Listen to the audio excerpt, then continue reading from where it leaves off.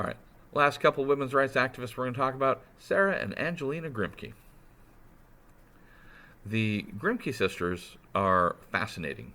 They are, as far as I know, the only Southern abolitionists. The Grimke sisters were born on a big plantation in South Carolina. And so they saw slavery up close and how horrific it was. It broke their hearts. And they couldn't do much because most of the slaves on the plantation belonged to their parents and to their brothers, but each of them owned a few slaves, and they, Sarah and Angelina themselves owned a few slaves, and they freed them. They had the courage of their convictions, and they moved to the North and became anti-slavery activists. They also became women's rights activists. So here is Sarah writing about women's rights. All history attests that man has subjected woman to his will, used her as a means to promote his selfish gratification, to minister to his sensual pleasures, to be instrumental in promoting his comfort. So, yeah, men use women for sex and make women do all the work around the house.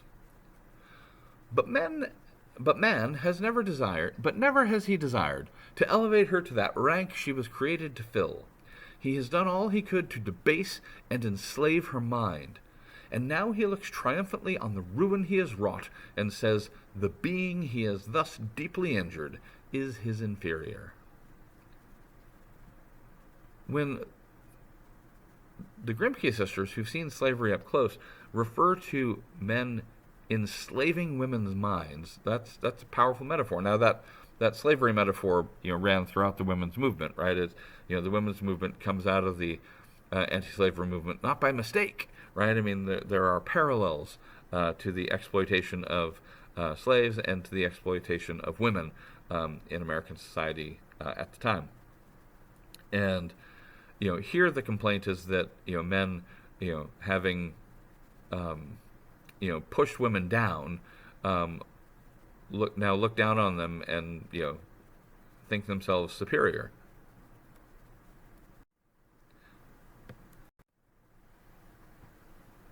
I ask no favors for my sex. I surrender not our claim to equality. All I ask of our brethren is that they will stand on their feet, is that they will take their feet from off our necks and permit us to stand upright on that ground which God designed us to occupy.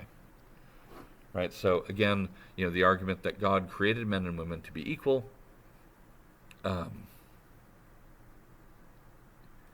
Now, that was Sarah on women's rights. Here's Angelina. Angelina Grimke's greatest essay was The Appeal to the Christian Women of the South. In this essay, she is, here we have a Second Great Awakening abolitionist writing to Second Great Awakening Southern evangelicals. Abolitionists, of course, believe that slavery is a sin that must be eliminated immediately. The Southern pro-slavery argument is that God wants slavery, that God created black people to be natural servants, that black people are happiest in slavery, and that slavery makes white people better Christians. So Angelina, in her Appeal to Christian Women, is taking on this view. Here she goes.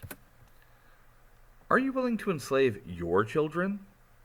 You start back with horror and indignation at such a question. But why? If, as has often been said, slaves are happier than their masters, free from the cares and perplexities of providing for themselves and their families, why not place your children in the way of being supported without your having to trouble to provide for them, or they for themselves? Try yourselves by another of the divine precepts. Thou shalt love thy neighbor as thyself. Can we love a man as we love ourselves if we do and continue to do unto him what we would not wish anyone to do to us? Can you for a moment imagine the meek and lowly and compassionate Savior a slaveholder? Can you imagine Jesus Christ owning slaves? Do you not shudder at this thought as much as as at that of Jesus being a warrior? But why, if slavery is not sinful? Angelina and other abolitionists believe that she has demolished the hypocrisy and illogic of the Southern evangelical pro-slavery argument. What did Southerners think of this? How did they respond? Well, they didn't, because they couldn't. I mean, a lot of them wouldn't have wanted to anyway, but as the anti-slavery movement is gearing up, President Andrew Jackson abuses his authority. He orders the U.S. Post Office, the U.S. Postal Service, to stop delivering abolitionist literature to the South. So abolitionist newspapers will not be delivered in the South. The postal workers, before delivering them, they they pull them out of the mail and they destroy them. So, even if Southerners wanted to read Angelina's appeal, it would have been hard for them to get access to it. Jackson believed that this censorship, which is a blatant violation of freedom of the press, clearly unconstitutional, as unconstitutional as Indian removal. But Jackson believed, Jackson, of course, himself was a slave owner, and he believed this was a way to keep the peace between North and South by stopping North and South from talking to one another. It's sort of like people today who only get their news from YouTube channels and TV stations and online sources that reflect their biases. The South was becoming an echo chamber that way. Second Great Awakening also has there's a lot of stuff going on in the Second Great Awakening. And a representative fringe movement will take Sylvester Graham. He is the father of American vegetarianism. Graham starts out as a temperance guy. Good Christians don't drink alcohol. And then he says, you know what? Good Christians don't eat meat either. And he encourages his followers to be vegetarians, but he doesn't stop at just not eating meat. He also says, you know what? We should only eat whole grains and fruits and vegetables. We should eat like Adam and Eve did in the Garden of Eden. So Graham, has a magazine that he sends to subscribers and goes around giving speeches. Butchers and bakers send him death threats because he's bad for business.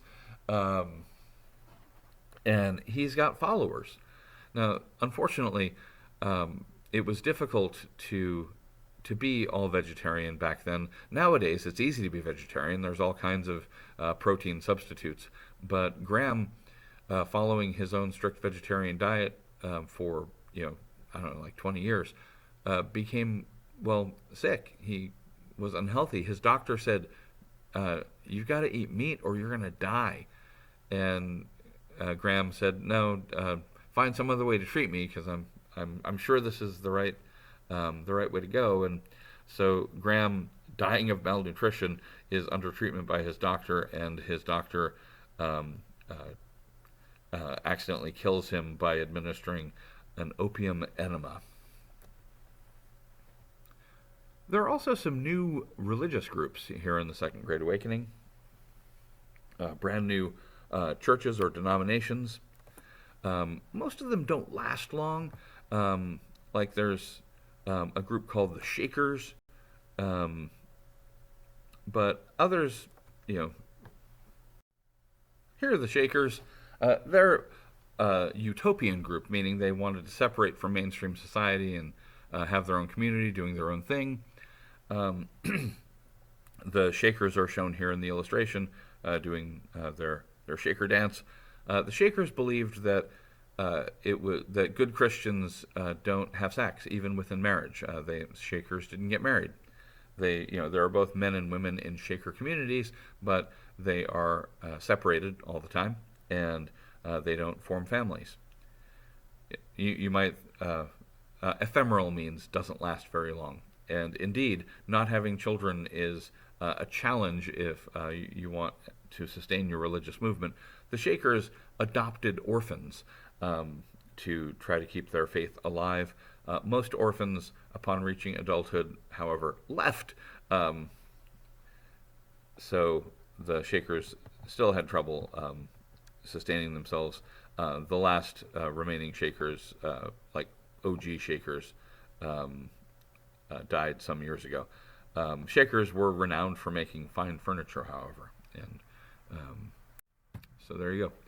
Another of the new religious groups in the Second Great Awakening were the Seventh-day Adventists. Here's the Seventh-day Adventist Church in Port Townsend. Seventh-day Adventists are evangelicals who do church on Saturday. Saturday was the original Jewish Sabbath. Seventh-day Adventists are like, why did Christians move it to Sunday? Saturday, the seventh day of the week, is good enough for us. The Latter-day Saints also spring from the Second Great Awakening. Joseph Smith lived in the burned-over district of upstate New York, the most active Second Great Awakening revival area in the country. Smith went in a different direction, though. He claimed that he found an extra book of the Bible in the wilderness there in upstate New York, translates it into English, publishes it as the Book of Mormon, and picks up some followers, but also gets a lot of static. A lot of the religious folks are upset. There hasn't been a new book of the Bible for 17 centuries. Who is this Smith guy to say that he has something else to add to the Bible?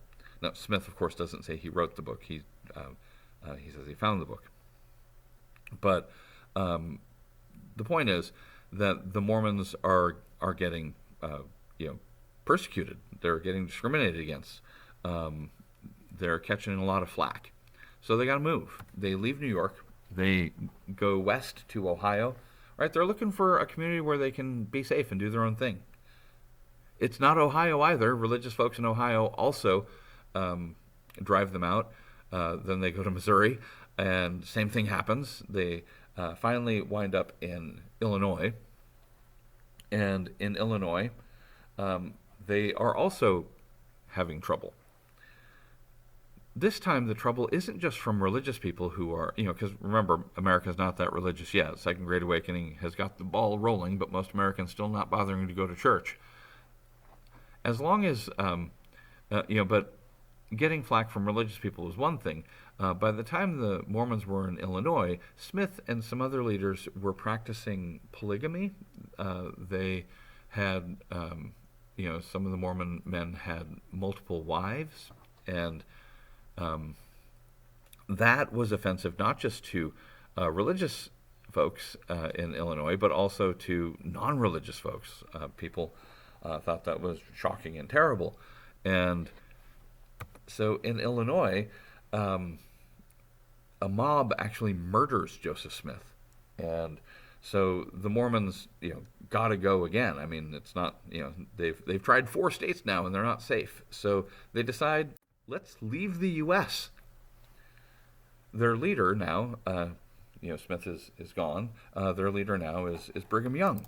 And Brigham Young leads the Mormons out of Illinois down the Mormon Trail, to what is now Salt Lake City. Right, they are leaving the United States on purpose. They don't feel like they're safe in the U.S. anymore. Technically, this area belongs to Mexico, but Mexico actually doesn't have any boots in the ground in this particular part of its claimed territory. Utah is mostly desert.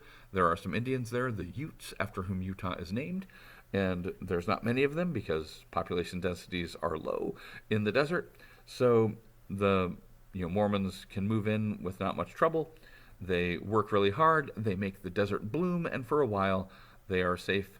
But eventually the U.S. is going to catch up with them, and we'll have more to say about the Mormons another day.